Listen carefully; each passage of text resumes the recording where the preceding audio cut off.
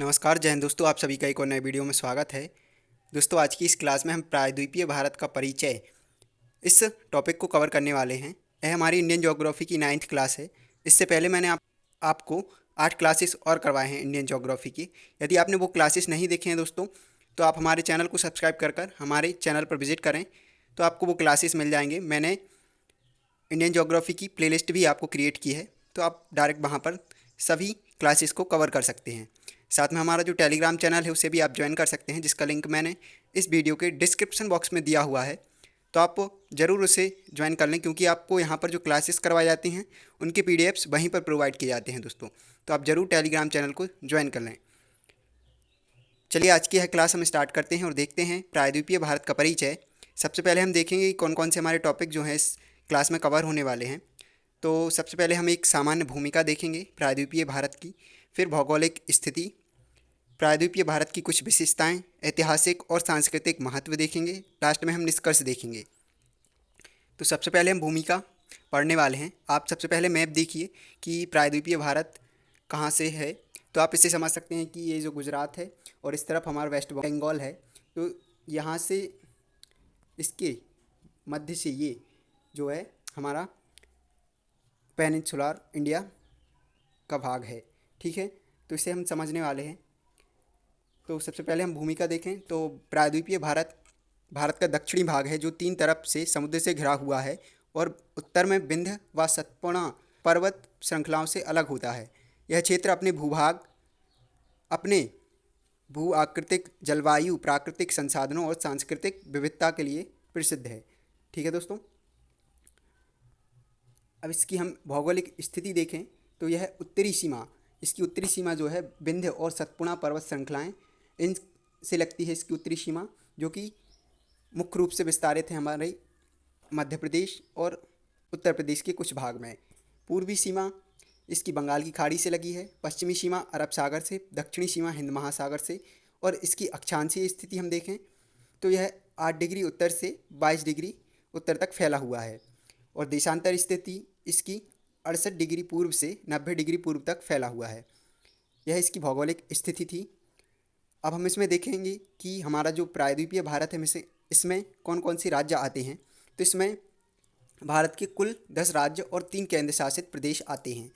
ठीक है, राज्य देखें हम तो महाराष्ट्र, कर्नाटक, आंध्र प्रदेश, तमिलनाडु, तेलंगाना, केरल, उड़ीसा, पश्चिम बंगाल का कुछ भाग, छत्तीसगढ़ का कुछ भाग और मध्य प्रदेश का कुछ भाग।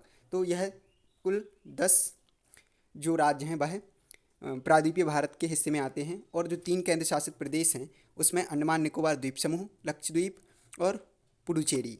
तो यह 3 केंद्र शासित प्रदेश हैं जो प्रायद्वीपीय भारत का हिस्सा हैं। अब हम प्रायद्वीपीय भारत की कुछ विशेषताएं देखें तो सबसे पहले है पुराना भूभाग। यह भारत का सबसे पुराना भूभाग है, जिसे गोंडवाना लैंड का हिस्सा माना जाता है। देखिए दोस्तों, यह जो गोंडवाना लैंड है यह पेंजिया नामक जो पहले एक संपूर्ण स्थलमंडल था, जो जितने भी हमारे कॉन्टिनेंट्स हैं उनसे मिलकर यह बना हुआ था। ठीक है, तो जब यह डिवाइड हुआ पेंजिया, तो 2 भागों में डिवाइड हो गया था, पहला अंगारा और दूसरा गोंडवाना। तो जो हमारा प्रायद्वीपीय भारत है यह गोंडवाना का हिस्सा है। ठीक है, कठोर चट्टानें, यहाँ हमें ग्रेनाइट और बेसाल्ट चट्टानें पाई जाती हैं जो देखने को मिलती हैं, और जो लाखों वर्षों से अपरदन के कारण बनी हैं। कोई ऊंची पर्वतमाला नहीं है यहाँ पर, यहाँ हिमालय जैसी ऊंची पर्वतमालाएं नहीं हैं, बल्कि पश्चिमी और पूर्वी घाट हैं। यह हमारी पर्वत श्रृंखलाएं हैं। ठीक है, वेस्टर्न घाट और ईस्टर्न घाट। फोर्थ है इसकी नदियाँ।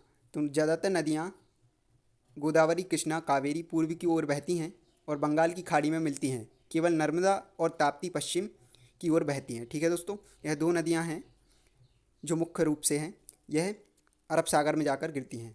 और इसका तटीय क्षेत्र पश्चिमी और पूर्वी तटीय मैदान, जहाँ प्रमुख बंदरगाह स्थित हैं। तो यह इसकी कुछ विशेषताएं थीं जो कि मैंने आपको कवर कर दी हैं। अब इसका हम ऐतिहासिक और सांस्कृतिक महत्व देखें तो प्राचीन नगर, यहाँ हड़प्पा सभ्यता से अलग यहाँ दक्षिण भारत की सभ्यताएं, चोल, पल्लव, चालुक्य, विजयनगर फली फूली। ठीक है, महत्वपूर्ण मंदिर देखें तो बृहदेश्वर मंदिर तमिलनाडु में है, कोणार्क सूर्य मंदिर जो कि उड़ीसा में है, हम्पी मंदिर जो कि कर्नाटक में है। और व्यापार केंद्र देखें तो प्राचीन काल से तमिल और मलयालम तट व्यापार केंद्र रहे हैं। अब हम इसका जो लास्ट टॉपिक है निष्कर्ष उसको डिस्कस करें तो प्रायद्वीपीय भारत न केवल भौगोलिक रूप से बल्कि ऐतिहासिक और आर्थिक रूप से भी भारत का महत्वपूर्ण भाग है। इसकी विशेष भू संरचना, जलवायु, नदियाँ, खनिज संसाधन और प्राकृतिक विरासत इसे एक अद्वितीय क्षेत्र बनाते हैं। तो दोस्तों आज की है हमारी क्लास जो थी वह है कंप्लीट हो चुकी है। जल्दी आपको एक और नई क्लास में मिलेंगे, तब तक के लिए थैंक यू।